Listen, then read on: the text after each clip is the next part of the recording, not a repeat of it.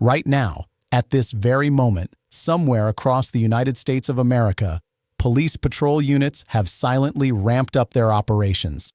Surveillance teams are observing with heightened intensity. Federal intelligence agencies are actively tracking communications and chatter that the average citizen will never be privy to. And the underlying reason is straightforward and serious. Government officials have credible reason to believe that retaliatory action could be on the horizon, not in the form of a ballistic missile cutting through the atmosphere, not fighter aircraft screaming overhead, but something far less conventional, significantly more unpredictable, and potentially much more difficult to intercept and prevent. Following recent coordinated military strikes conducted against Iran and the widely reported death of its supreme leader, threats have dramatically escalated. Official warnings have grown more intense, and numerous major metropolitan areas throughout the United States have been placed on elevated security alert status. The question before us isn't whether international tensions are running high. That much is abundantly clear and undeniable. The real question is what that actually means in practical terms for you as an individual, for your community, for your city, and for everyday existence across this nation. Are we discussing potential cyber infrastructure disruptions, the possibility of lone wolf actors, carefully coordinated terrorist attacks, or is this essentially a moment of institutional precaution that sounds far more frightening in headlines than the actual reality behind the security posture warrants? Over the course of the next several minutes, we're going to methodically break down exactly what government officials are communicating, what security experts and intelligence analysts believe is realistically possible, which specific cities are implementing increased security protocols, and most critically, what American citizens genuinely need to understand right now, presented without inducing panic, without sensational exaggeration, and without the distortion of political noise and partisan spin. Hi, I'm Sofia. If you're just discovering this channel, my focus centers on breaking down rapidly developing national security stories in a manner that's clear, calm, measured, and firmly grounded in what we actually know based on verified information, not simply what's trending on social media or generating clicks. There's an enormous amount of emotion surrounding this particular situation, and that's completely understandable. Words like retaliation and high alert immediately trigger fear responses in people, especially when they're directly tied to major American cities where millions live and work. But here's what genuinely matters in moments like these: the ability to separate possibility from probability, speculation from substantiated intelligence. In this video presentation, we're going to walk step by careful step through what specific actions triggered this current escalation, why subject matter experts are stating that a direct missile strike isn't the primary concern, what category of threat federal agencies are actually preparing their resources for, and what practical awareness, as opposed to uncontrolled panic, should realistically look like right now for ordinary Americans going about their lives. Because once you properly understand the specific type of threat that officials are genuinely focused on based on intelligence assessments, the entire picture starts to look substantially different from what panic-driven headlines might suggest. To genuinely understand why major cities are now operating under heightened alert status, we absolutely must start with examining what specifically triggered this escalation in the first place. The United States, operating alongside Israel, carried out coordinated military strikes specifically targeting Iranian assets and leadership, and multiple credible reports indicate that Iran's supreme leader, a figure who had maintained authoritarian power for literally decades, was killed in these operations. For Iran as a nation, that isn't simply a military loss on a tactical level. That represents a political earthquake, a symbolic devastation, and something deeply personal for many people inside the country who have known no other leadership. When a leader who has fundamentally shaped a nation's identity, foreign policy, and domestic governance for over 40 years is suddenly eliminated, the reaction is rarely quiet or measured. Almost immediately following confirmation of his death, Iranian government officials signaled their intention to pursue retaliation. President Trump publicly and forcefully warned Iran not to respond militarily. making it unambiguously clear that any counterattack would be met with overwhelming force. So now you have an extremely volatile equation developing in real time, a major military strike successfully executed, confirmed high-value casualties, including the Supreme Leader himself, public warnings being exchanged from both sides, and global attention completely locked onto what happens in the coming days and weeks. That kind of environment naturally puts intelligence agencies on heightened edge and triggers increased defensive postures.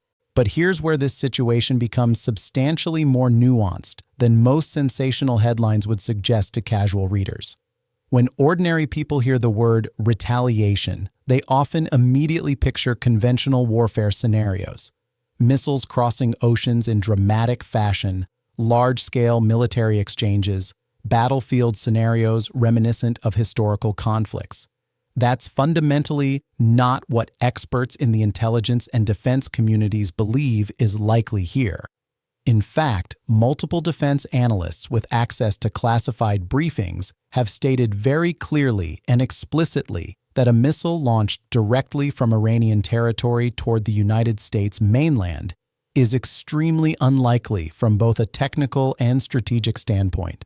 The sheer geographic distance alone makes that scenario extraordinarily complicated from a logistics perspective. And perhaps more importantly, from a practical defense standpoint, the United States maintains layered missile defense systems designed specifically and exclusively to intercept long-range ballistic threats. Between early detection satellite networks, naval-based defense systems positioned strategically worldwide, and ground-based interceptor installations, a direct ballistic strike scenario is simply not the realistic concern dominating security briefings right now in Washington. That's an important distinction because human fear tends to fill in information blanks with worst-case imagery drawn from movies and media. But national security strategy formulation doesn't operate on dramatic Hollywood scenarios or speculative fiction. It operates methodically on probability assessments, intelligence pattern analysis, and historical precedent. And the statistical probability of a missile flying from Iran into a U.S. city undetected and successfully striking its target is extraordinarily low, according to every credible defense analyst. Officials are not losing sleep over that particular scenario. What they are intensely focused on instead is something far less visible to the public eye and far more difficult to predict using conventional intelligence methods, because modern retaliation in asymmetric conflicts doesn't always look like tanks rolling and rockets firing. It often looks asymmetric in nature, indirect in execution, dispersed across multiple vectors, and sometimes carried out by radicalized individuals rather than uniformed militaries operating under direct state control. That fundamental shift from conventional warfare thinking to asymmetric threat assessment is the critical part that most people don't immediately see or understand. And it's the precise reason the conversation inside federal agencies sounds very different from what social media speculation and cable news pundits might suggest to generate ratings. The battlefield, if there even is one in traditional terms, would not likely be visible in the sky overhead. It would be far more subtle, more distributed, and harder to detect than that.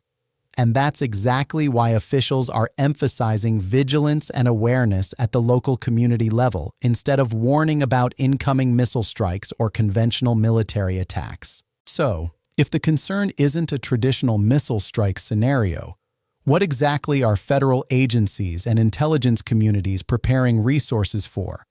According to intelligence briefings and official statements coming out of the FBI, Department of Homeland Security, and the Pentagon, the primary worry centers around what security professionals classify as asymmetric retaliation, specifically the distinct possibility of a lone wolf attack or sleeper cell-style operation executed inside the United States homeland. Now, let's pause right there because those particular terms get used often in media coverage, and they can sound overly dramatic without proper context. A lone wolf attack typically refers to an individual who acts independently without direct operational control from a foreign government or formal terrorist organization. but who may be ideologically motivated or psychologically inspired by broader geopolitical events, propaganda, or perceived injustices. A sleeper cell scenario, on the other hand, would involve individuals who have been embedded quietly within communities for an extended period of time, living seemingly normal lives, and who activate when international tensions escalate to predetermined levels, or when they receive specific instructions. Both scenarios present unique challenges to intelligence services because they don't necessarily involve large-scale troop movements, weapons shipments, or obvious signals that traditional intelligence gathering methods can detect. And that's precisely what makes this particular category of threat so complicated for law enforcement and intelligence agencies to counter effectively. It doesn't require advanced missile systems or military-grade technology. It doesn't require airspace violations that radar can track. It doesn't require a formal declaration of war or mobilization that satellites can observe. It could be as operationally simple as a homemade explosive device constructed from readily available materials. It could involve a civilian vehicle deliberately used as a weapon in a crowded area. It could involve a single armed individual with basic firearms targeting a soft target location where many people gather. None of those scenarios are currently confirmed through intelligence. None are publicly announced as imminent threats, and there's no public intelligence indicating a specific operational plan currently in execution. But officials are preparing institutional resources and response capabilities for the possibility. Because historically, when geopolitical tensions spike dramatically, the statistical risk of isolated retaliatory acts does measurably increase according to historical pattern analysis. Now here's where uncertainty plays a powerful psychological role in public perception. Some intelligence analysts suggest that if something retaliatory were to happen, it could potentially happen quickly, measured in days rather than months, especially if an individual actor is already radicalized ideologically and doesn't require coordination with others or sophisticated planning. Others in the analytical community argue that any meaningful operation, even a relatively small one, would require time for planning, coordination, communication with handlers, and logistics preparation, which would naturally stretch the realistic timeline into weeks or potentially longer. Intelligence agencies rarely, if ever, give exact dates or specific timeframes in public statements, and that inherent ambiguity alone can significantly amplify public anxiety and fear. When officials use language like stay vigilant or elevated threat environment, it doesn't mean something catastrophic is imminent tomorrow morning when you wake up. It means the probability curve based on intelligence assessments has shifted enough to justify heightened awareness, increased resource allocation, and enhanced coordination between agencies. And timing matters for another strategic reason that analysts always consider. A sophisticated attack, even a relatively small one in scale, often aims for maximum psychological impact on the population. That means targeting crowded environments where casualties would be highest, symbolic locations that carry emotional or political significance, or peak activity periods when disruption would cascade most dramatically. But again, it's absolutely critical to distinguish between elevated alert status and confirmed threat intelligence. Right now, cities are operating in prevention mode, not active response mode. There's a meaningful difference. Prevention mode means more police patrols in high-traffic areas, more active monitoring of communications, more intelligence sharing between federal and local agencies. It does not mean an attack is scheduled, planned, or guaranteed to occur. The reality that often gets lost in dramatic media coverage is this. Most heightened alert periods do not ultimately end in catastrophe or attacks. They end quietly with nothing happening specifically because increased vigilance works effectively as both a deterrent and an interdiction mechanism. And that's something rarely emphasized in dramatic headlines that generate clicks and views. Still, the reason multiple major metropolitan areas throughout the country are now visibly increasing security presence and coordination isn't random or politically motivated. There's a clear strategic pattern to which cities are being prioritized for resources, and understanding that pattern helps bring substantial clarity to what's actually happening operationally and what comes next in terms of security posture. So, which cities specifically are actually on high alert status right now? According to federal guidance issued to state and local law enforcement and detailed briefings conducted with major metropolitan police departments, the focus is concentrated on major metropolitan hubs. Places like New York City, Los Angeles, San Francisco, Dallas, Seattle, Washington, D.C., Chicago, and Miami. That particular list isn't random or arbitrary. These cities represent dense civilian populations, critical financial centers, major transportation hubs connecting the nation, important political landmarks, and in some cases, highly symbolic targets with global visibility and media attention. When security agencies prioritize limited resources and personnel, they strategically start where potential impact would be greatest from an adversary's perspective. Not because something specific is scheduled to happen there based on intelligence, but because those locations naturally carry higher strategic value from both a symbolic and practical disruption standpoint. What does high alert actually mean on the ground in practical operational terms? It means increased police patrols in high-traffic areas where people naturally congregate. It means more visible law enforcement presence near critical infrastructure like transit stations, bridges, airports, government buildings, and public gathering spaces. It means intelligence units coordinating more closely and more frequently with federal agencies and actively monitoring for unusual activity patterns. In some cases, departments may temporarily adjust staffing schedules and shift assignments to ensure faster response times to any potential incident. But here's the key point that often gets lost in translation. Heightened alert status is fundamentally a precautionary posture. It is not evidence of a confirmed attack plot or specific credible threat. Law enforcement agencies often scale visibility up during geopolitical flashpoints as both a deterrent to potential bad actors and a reassurance measure to the civilian population. And that distinction matters tremendously because when people hear through news reports that their city is on high alert, the imagination tends to run ahead of the actual facts on the ground. High alert is fundamentally about operational readiness. It's about closing potential security gaps before they're actually tested by adversaries.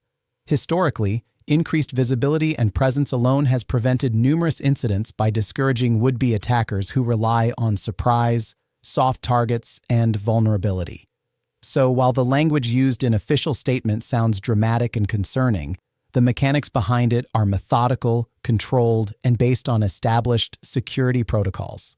Now, if you found this breakdown helpful so far in understanding the actual situation, this is an ideal time to make sure you're subscribed to this channel so you don't miss important Green Card Navigator as this situation continues to develop in the coming days and weeks. My goal is consistently to keep you informed with clarity and context, not noise and speculation, as new, verified information comes in from official sources. But there's another significant layer to this story that may actually be even more relevant to everyday Americans going about their daily lives. And it doesn't involve physical patrols on streets at all. It involves something most of us interact with every single day: our digital infrastructure and interconnected systems. Cybersecurity experts and digital threat analysts have been quietly but consistently emphasizing that if retaliation were to occur from Iranian proxies or sympathetic actors, the digital domain could very well be a primary arena of operations. And that's not mere speculation pulled from thin air or theoretical scenarios. We've witnessed in recent years how even temporary disruptions to major digital platforms, whether it was cloud services going down unexpectedly, financial trading systems experiencing lag, email networks freezing, or widespread software outages, can negatively affect millions of people within minutes and create cascading problems. Think carefully about how dependent daily life has become on interconnected digital systems. Banks rely entirely on digital networks for transactions. Airlines rely on digital scheduling platforms for operations. Hospitals use digital records for patient care. Schools run on online communication tools and learning platforms. Even relatively short disruptions ripple outward quickly across sectors and create compounding problems. That's precisely what makes cyber operations attractive in asymmetric conflicts from a strategic perspective. They can create significant confusion and economic disruption without firing a single shot or crossing borders physically. They can frustrate populations, delay critical operations, and destabilize confidence without crossing the threshold into full military escalation that would trigger overwhelming response. Now, it's important to emphasize clearly, there is no confirmed cyber attack currently disrupting U.S. infrastructure tied specifically to this situation, but cybersecurity analysts consistently warn that this particular domain remains a realistic pressure point during periods of heightened international tension. And interestingly, experts often note that timing in cyber operations is highly strategic rather than random. If someone were aiming to cause maximum disruption and psychological impact, they wouldn't logically choose a quiet weekend when offices are closed and trading floors are empty. They would likely choose a weekday during business hours when markets are actively trading, schools are in full session, and travel is peaking because the ripple effects would multiply exponentially across interconnected systems. That doesn't mean something is specifically scheduled for Wednesday at noon. It means disruption strategy, if actually employed by adversaries, tends to aim for peak dependency windows when impact would be maximized, and understanding that strategic logic helps frame expectations properly. A cyber disruption, while certainly frustrating and potentially economically costly, is not the same category of threat as a mass casualty attack on civilians. It's disruptive and destabilizing, not necessarily deadly or physically destructive, and in many strategic ways, it's designed more for psychological impact and economic pressure than causing physical harm to individuals. So, as we move forward in analyzing this situation, the focus for security professionals isn't just on streets and skylines and visible threats. It's also intensely on servers, networks, communication systems, and digital gateways that quietly power modern life but remain invisible to most people. And that broader battlefield, encompassing both physical and digital domains, is where this situation becomes substantially more complex than a single dramatic headline can possibly capture or convey accurately. If cyber retaliation were to happen in some form, experts consistently point to one key strategic factor: disruption timing and target selection. Not because anyone has circled a specific date on a calendar based on intercepted intelligence, but because strategic impact depends entirely on when systems are most relied upon by the maximum number of people and institutions. Middle of the week, markets open and actively trading, schools operating at full capacity with students present, corporate networks active with employees working, travel schedules dense with people in transit. That's when even a relatively short outage can cascade dramatically across multiple sectors simultaneously. Flights get delayed, creating transportation chaos. Financial transactions stall, creating economic uncertainty. Communication platforms freeze, creating information vacuums. And while none of that automatically translates into direct physical harm to individuals, it can generate widespread confusion extremely fast.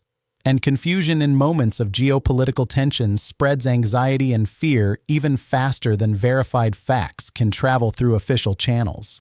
We've seen versions of this scenario before in non-hostile contexts. Cloud services go down unexpectedly, and millions can't access email or stored data. Trading platforms experience lag, and investors panic, and markets become volatile. Software updates malfunction, and airports slow to a crawl, affecting thousands of travelers. Those weren't deliberate acts of war or terrorism, but they clearly demonstrate just how interconnected and interdependent daily life has become on digital infrastructure. That interconnectedness is simultaneously both a tremendous strength that enables modern life and a potential vulnerability that adversaries study carefully. So when cybersecurity officials talk about preparedness and resilience, they're not dramatically predicting catastrophe or fear-mongering. They're soberly acknowledging operational reality. A digital shockwave can travel nationwide in literal seconds through interconnected networks. The encouraging news is that agencies and private sector infrastructure teams are extremely well aware of that risk profile, and cyber defense has become one of the most heavily funded areas of national security over the last decade, with billions invested. Redundancies exist in critical systems. Backup systems exist for essential operations. Rapid response protocols exist and are regularly tested, but no system is completely invulnerable to determined sophisticated adversaries. And that's fundamentally why awareness matters for ordinary citizens. At the same time, events unfolding overseas in the Middle East add another concerning layer to the overall tension. In parts of the region, protests have erupted near U.S. embassies and consulates. Demonstrators angry over recent military strikes have gathered in large numbers and, in some documented cases, attempted to damage property and breach security perimeters. Those scenes, people shouting slogans, windows being struck, security barriers being reinforced, create powerful imagery that spreads rapidly through media. But it's critically important to separate symbolic unrest abroad from imminent threat at home on U.S. soil. Protests outside embassies, while certainly concerning and requiring security response, are not the same category as coordinated domestic operations within the United States. They signal heightened emotions in affected regions. They signal geopolitical strain and anti-American sentiment. They do not automatically signal an organized attack capability on American soil or specific operational plans. Still, from an intelligence standpoint, moments like this are exactly when agencies deliberately widen their surveillance lens. They monitor communications more closely across multiple platforms and languages. They assess chatter and rhetoric. They look for emerging patterns that could indicate inspiration, radicalization, or coordination among individuals or small groups. And that brings us directly back to the core operational challenge. Asymmetric threats don't always move in predictable linear ways that traditional intelligence can track. They can be emotionally influenced by events overseas that radicalize individuals.